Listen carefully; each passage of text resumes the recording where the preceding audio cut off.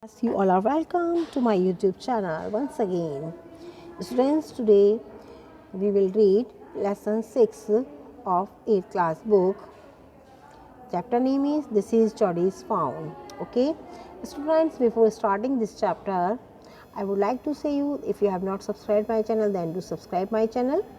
And students, first of all, before you read, now I am going to explain this chapter, so listen it very carefully.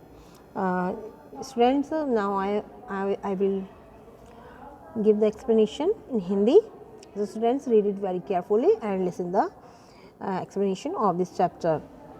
Before you read, तो इसमें often instead of rushing to the doctor to treat a small cut or burn, we find quick and effective cures using things available at home. आपने देखा होगा student, जब कभी आपकी छोटी मोटी कट लग जाते हैं, आप जल जाते हैं, तो आप को मम्मी एकदम डॉक्टर के नहीं लेके जाती हैं. उसके अलावा जो घर में हमारे इलाज होते हैं, घर पर उपलब्ध चीज़ों से ही हम उसको प्रभावशाली इलाज कर लेते हैं. तो आपने भी क्या कभी ऐसे घरेलू इलाजों के बारे में सोच सकते हैं? तो इसके लिए नीचे होम रेमेडीज़ के बारे में पूछा गया है. एक कट ऑन योर नी, कि आपके कभी घुटने पर कोई कट लग गया हो. बर्न ऑन योर आर्म, आपकी हाथ जल गया हो. ए बी स्टिंग, और आपको कभी मधुमक्खी ने काट लिया हो.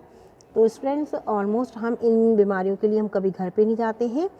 तो आपने भी इनके लिए जो घरेलू इलाज किए हों, ये आपको यहाँ पर एक होम रेमेडी देनी है इसके regarding. Okay, and in this story Jodie's father has been bitten by a rattle snack.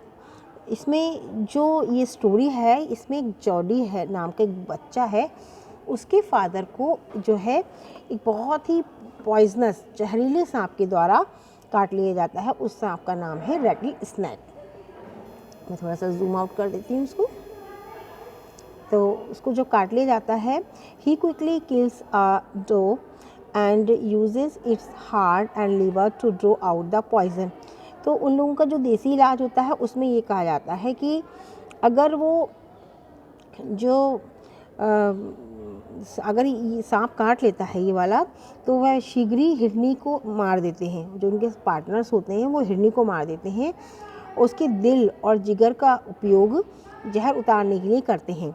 कि कहा जाता है कि रैटल स्नैक अगर सांप काट लेता है, तो उसके लिए अगर हिरन के दिल और जो लीवर होता है, उसका यूज़ जो है उसके सांप के जहर को कम करने के लिए किया जा सकता है. और जोडी को हैरानी है कि माँ के बिना हिरन का एक छोटा सा जो बच्चा होता है उसका क्या होगा. हालांकि वो खुश है कि उसके फादर की जान बच गई है, लेकिन अब उसको ये चिंता हो रही है कि उसका जो छोटा सा न्यू बॉर्न बेबी था, वो जो है उसका अब क्या होगा. जोडी is the name of a boy. उस बच्चे का नाम है जिसके फादर को स्नैक काट लेता है. Now let us start the explanation. Hopefully students, आपके चैप्टर बहुत ही अच्छा लगेगा. इमोशनल चैप्टर है ये, भावनाएं जुड़ी हुई हैं इससे. Jody allowed his thoughts to drift back to the fawn. He could not keep it out of his mind. Jody वापस हिरन के बच्चे के बारे में सोचने लगता है. वो बार बार बच्चे के बारे में ही सोचने लगता है और उसे अपने दिमाग से नहीं निकाल पा रहा है. उसके सपने में भी जो है वही आ रहा है उसके सपने में भी, और वो जो है बार बार उसके बारे में ही सोच रहा है. वह मेज में अपने पिता के बिस्तर के पास जाकर जाता है, और he had held it in his dreams in his arms. और सपने में वो देखता है कि वो उसको अपनी बाहों में लिए हुए हैं. He slipped from the table and bent to his father's beside. और उसके सपनों में उसकी बाहों में वही बसा हुआ है. वह मेज में खिसका और पिता के बिस्तर के पास जा पहुंचा. और पैनी ले एट रेस्ट. उसका फादर का नेम पैनी है. वो रेस्ट कर रहे होते हैं. His eyes were open and clear. आँखें उनकी खुली हुई हैं, but the pupils were still dark and dilated. और खुली हुई हैं, किंतु पुतलियाँ अभी भी गहरी और बड़ी थी. मतलब अभी वो उनको बहुत वीकनेस थी. Jody said, how are you feeling pa. How are you feeling pa, आपको अब कैसा महसूस हो रहा है. देखिए पूछ रहा है, तो वो कहते हैं जस्ट फाइन सन. ठीक हूँ. Old death has gone thieving as well, मतलब कहना चाहिए कि मौत जो है उनको छूकर चली गई या वो बाल बाल बच गए। But was not it is a close shape, लेकिन जो मैं मानता हूँ, कह रहे हैं आई एग्री, मैं इस बात से सहमत हूँ। Penny said I am proud of you boy, the way you kept your hand and did what was needed. और पेनी ने कहा, पुत्र मुझे तुम पर गर्व है, तुमने जिस तरह मुसीबत में धैर्य बनाए रखा और वही किया जिसकी आवश्यकता थी। मतलब बच्चे बहुत ज़्यादा विचलित हो जाते हैं, अगर कोई दिक्कत आ जाए फादर को तो वो यही बात कह रहे हैं। तो बच्चा देखिए क्या कह रहा है, बहुत ही ध्यान से देखेंगे। पापा यहाँ पे यूज़ हो रहा है एज ए फादर, पापा। तो कह रहे हैं यस सन, हाँ बेटा, क्या आपको ये हिरनी और उसका छोटा बच्चा याद है? वो उनको बता रहे हैं कि देखो जो बच्चा था और जो उसकी हिरनी माँ थी उसके बारे में याद है। तो कह रहे हैं I can never forget them, मैं उनको कभी नहीं भूल सकता। The poor doe saved me, that is certain, उन्हीं के कारण आज मेरी ज़िंदगी बची हुई है, ये एक सत्य बात है। And the fawn may be out there yet, उसको लग रहा है कि अब उसका बच्चा जो है अभी भी वहीं कहीं होगा। इट माइट बी हंग्री, वो भूखा होगा, एंड वेरी स्कैर्ड, और डरा हुआ होगा। आई सपोज सो, मुझे ऐसा लगता है। और फिर वो कहते हैं कि pa I am a big boy now and not need to drink milk, why don't I go and see if I can find the fawn.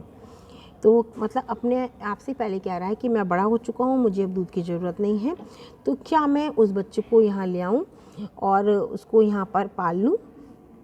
तो क्या देख रहे हैं कि उसको मैं पालन पोषण कर लूँ, एंड ब्रिंग इट हेयर, उसको यहाँ ले आऊँ, एंड रेज इट, उसको पालन पोषण कर लूँ। पैनी ले quick staring at the ceiling, पैनी जो है शांत लेटे हुए हैं और वो सीलिंग यानी छत को देख रहे हैं। Why you have got me hemmed in, और वो कह रहे हैं तुमने मुझे किंग कर्तव्य विमूढ़ कर दिया है, मतलब मैं कुछ बोल भी नहीं पा रहा हूँ। हेम्ड कर दिया है, तुमने मुझे स्पीचलेस कर दिया है। It would not take much to raise it, pa. It will soon start eating leaves and acorns. वो बहुत जल्दी बड़ा हो जाएगा तो उसको दूध की भी ज़्यादा ज़रूरत नहीं होगी, और फिर वो तो जो है अपना जो उसका खाना होता है पत्तियाँ घास फूस खाने लगेगा। तो मैं सोचता हूँ कि मैं उसको जाकर ढूंढ लाऊं। You are smarter than boy of your age, तुम अपनी उम्र के बच्चों से ज़्यादा समझदार हो।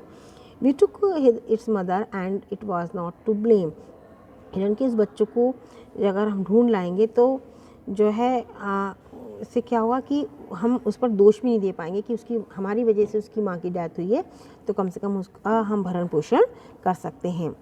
And surely it seems ungrateful to leave it to starve son, I can not say no, it is no to you, I never thought I had live it to see you another day.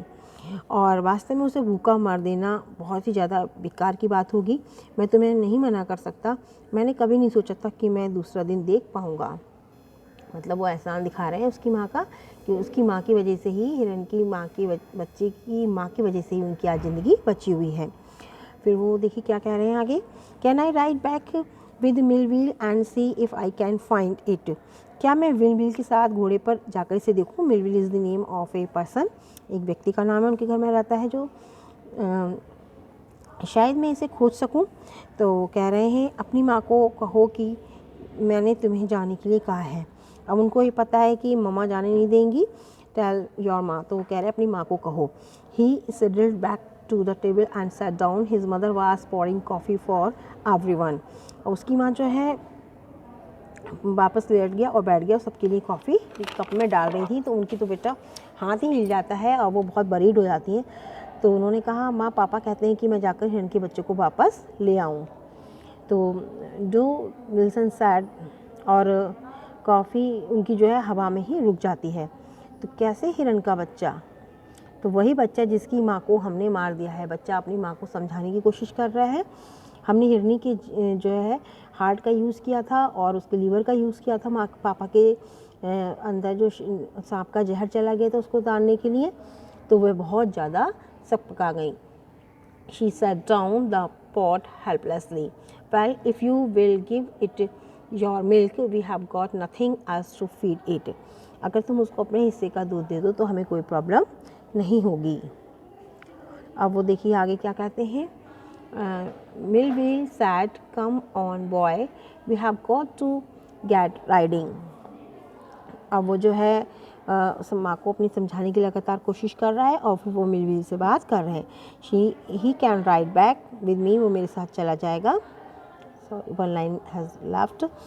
Dough Wilson said that is right ma'am, nothing in the world comes quite free, the boy's right and his daddy is right. उसके पापा भी ठीक है, वो भी ठीक है कि हमें कम से कम किसी ने हमारा भला किया हो तो उसका भला करना चाहिए। Millville said he can ride back with me, I will help him find it, मैं उसकी ढूंढने में मदद करूँगा, मेरे साथ ही जाएगा। She sat down the pot helplessly, अब वो पॉट को रख देती हैं। Well if you will give it your milk we have got nothing else to feed, तो तुम अगर उसको अपने हिस्से का दूध दे दो। ये लाइन बेटो मैंने एक बार पहले भी पढ़ी थी। Millwheel said come on boy we have got to get riding, और हमें ढूंढने चढ़ने देना चाहिए। माँ Baxter asks and actually you will not be gone long। फिर वो कह रही हैं कि तुमको जो है बहुत दूर जो उसके लिए नहीं जाना चाहिए, अनुमति मिल गई है, तुम ज़्यादा दूर नहीं जाना। लेकिन वो उसको तभी भी समझा रही है कि तुम ज़्यादा दूर मत जाना। Jordi sad I will be back before dinner for sure, मैं डिनर से पहले ज़रूर आ जाऊँगा।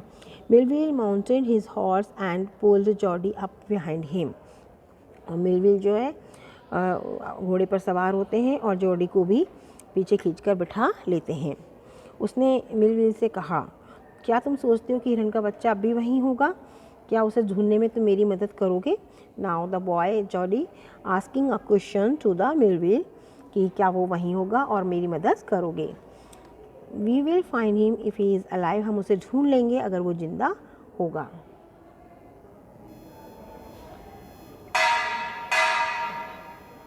हम उसे ढूंढ लेंगे अगर वह जिंदा होगा। तो तुम्हें कैसे पता कि वह नर है? तो वो बता रहा है कि किस तरीके से वो पहचान रहा है कि the spots were all in a line, सीधी लाइन में थे spots. On a doe found passes the spots are every which way, अगर स्पॉट्स बिल्कुल सीधी लाइन में होते हैं तो वो जो है फीमेल की बजाय मेल होता है। इस तरीके से पहचान जाता है कि वो हिरन जो है मेल है।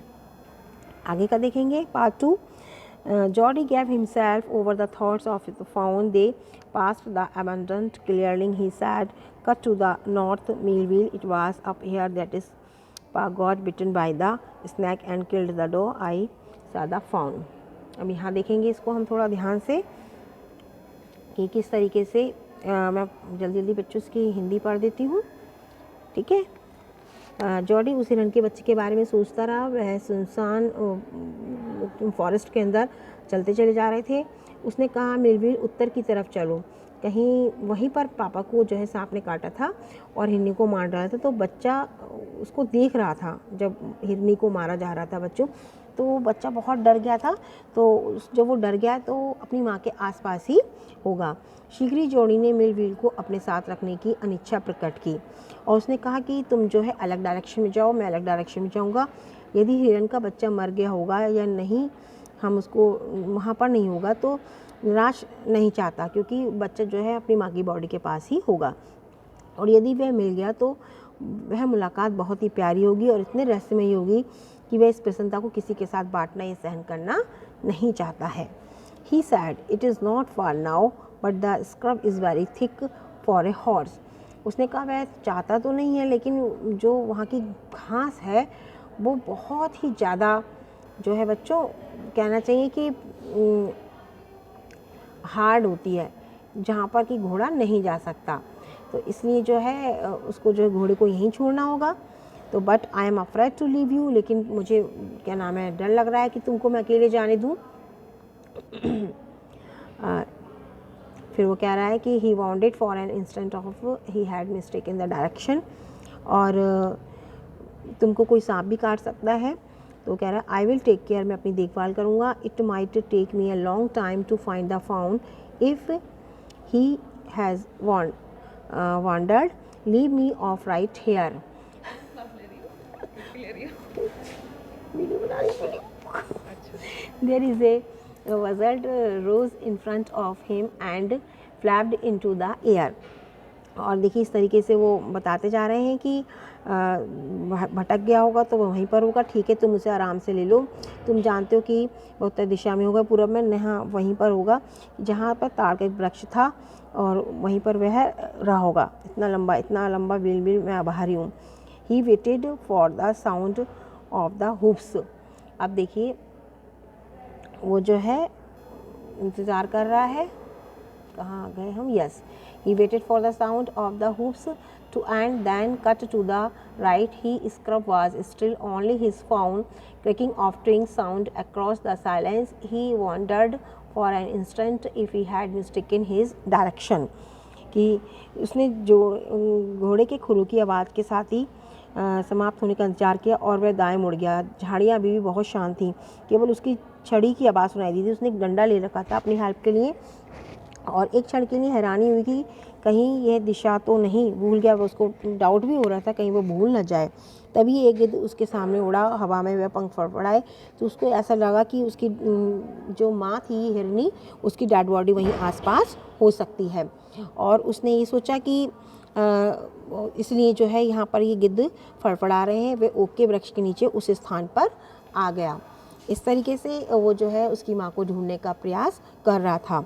और गिद्ध हिरनी के शव के चारों तरफ एक घेरे में बैठे थे। उन्होंने अपनी पतली गर्दन उसकी तरफ मोड़ी और आवाज़ की। उसने अपने हाथ में पकड़ी छड़ी को दूसरी तरफ फेंका और पास के वृक्ष पर जाकर बैठ गया। रेत पर बड़ी बिल्ली के पंजों के निशान थे, तो उसको लगा कि हिरनी के बच्चे के निशान होंगे, लेकिन वो बिल्ली के निशान थे कि उन्होंने किसी ताज़ा शिकार को मारा हो और उन्होंने हिरनी की मांस बख्शी पक्षियों के लिए छोड़ दिया था और सोचा कि हिरनी को भी छोड़ा गया है। तो इस तरीके से बच्चों वो जो है ढूंढने की कोशिश कर रहा है। He parted the grass at the place where he had seen the fawn। उसने वहीं पर घास को इधर उधर चितराया, वहाँ पर उसने हिरन के बच्चे को देखा था। वहाँ उसको संभावना हो रही थी कि वह वहीं कहीं होगा। हिरन का बच्चा वहाँ नहीं था, बट जो वहाँ the fawn was not there, वो वहाँ पर नहीं था। He circled the clearing, there was no sound no sign. The buzzard clackered their wings impatient to return to their business। और कोई आवाज़ नहीं थी। गिद्ध अपने शिकार पर वापस आने के लिए आदिता से पंख फड़फड़ा रहा था। वह उस स्थान पर आया जहाँ पर हिरन का बच्चा दिखाई दिया था, अपने चारों ओर पैरों पर गिरा था, रेत पर छोटे खुरों के निशान देखते हुए। रात की बारिश ने गिद्ध और बड़ी बिल्लियों के निशानों के अलावा वहाँ पर सारे निशानों को जो है मिटा दिया था। The night's rain has washed away all tracks except those of cat and buzzard। buzzard यहाँ पर यूज़ हो रहा है गिद्ध के लिए। इस तरीके से आपका पार्ट 2 खत्म हुआ। थर्ड देखेंगे। कॉम्प्रिहेंशन चेक के क्वेश्चन आंसर आपको बच्चों में कराई रही हूँ। Movement directly in front of him starting him so that he tumbled backward। The fawn lifted its face to his। He fluttered the head with a wide wandering motion and shook him through with the stare of its liquid eyes। और देखिए अब वो movement directly, उसने बिल्कुल सामने हुई हलचल में इतना हैरान रह गया कि उसने देखा हिरन के बच्चे ने उसकी ओर सिर उठा रखा था और उसने अपना सिर बड़े आश्चर्य की भावना से मोड़ रखा था। उसने तरल आँखों से, उसकी आँखों में मतलब आंसू थे, उस प्रकार घूरा कि जिसने पूरी तरह हिला दिया। वह काँप रहा था। उसने उठने और भागने का कोई प्रयास नहीं किया। वो मतलब इतना कमज़ोर हो चुका था, 2 दिन से उसने कुछ खाया नहीं था क्योंकि वो अपनी माँ के ऊपर डिपेंड था, माँ का दूध पीता था और वो बेचारा उसको देख रहा था टीयरी आइज से, लेकिन वो भाग भी नहीं पाया। He moved forward on all fours until he was close beside it। He put his arms around the body। A light convulsions passed over it but it did not stir। और उसकी पूरी शरीर में करंट सा फैल गया उसको देख के, और उसने जो है हिरन के पाने पर भरोसा ही नहीं हो पा रहा था। वो बहुत ज़्यादा खुश था। अब आगे देखेंगे। He whispered, "It's me।"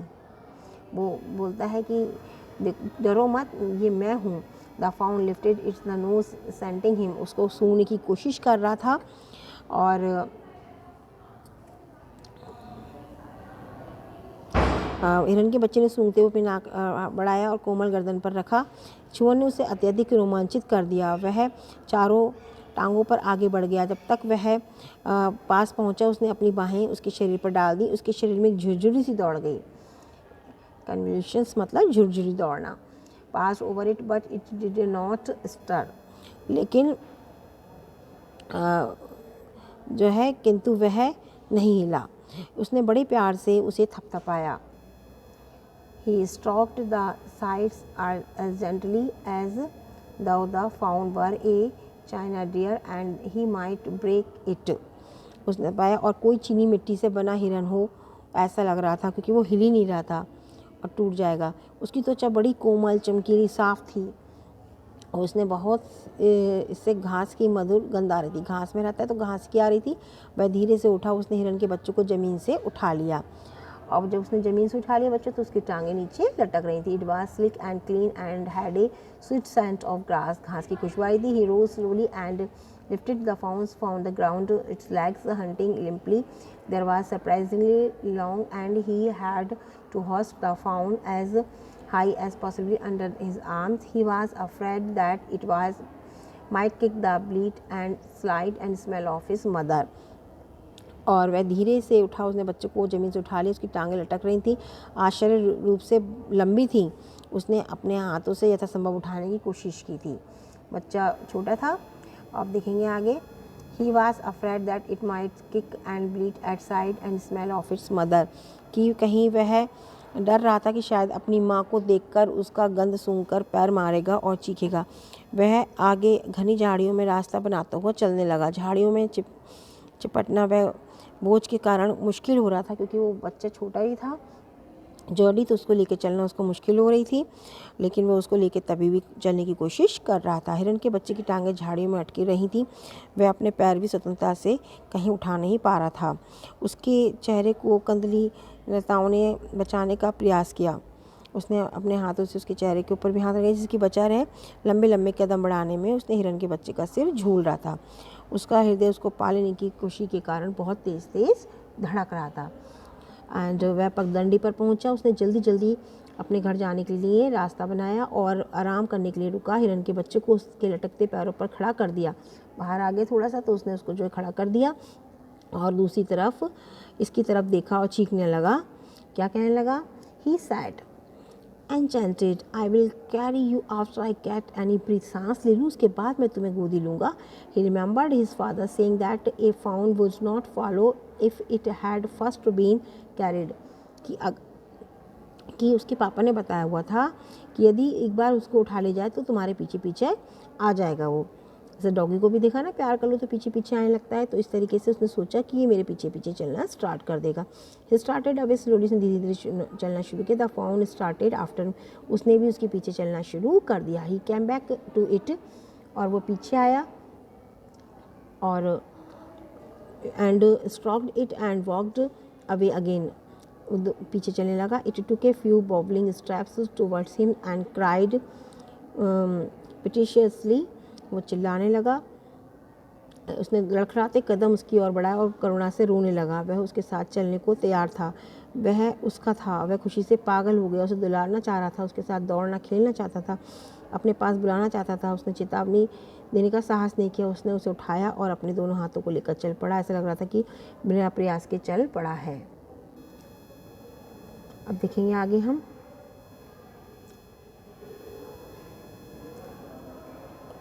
His arms began to ache and he was forced up to step again.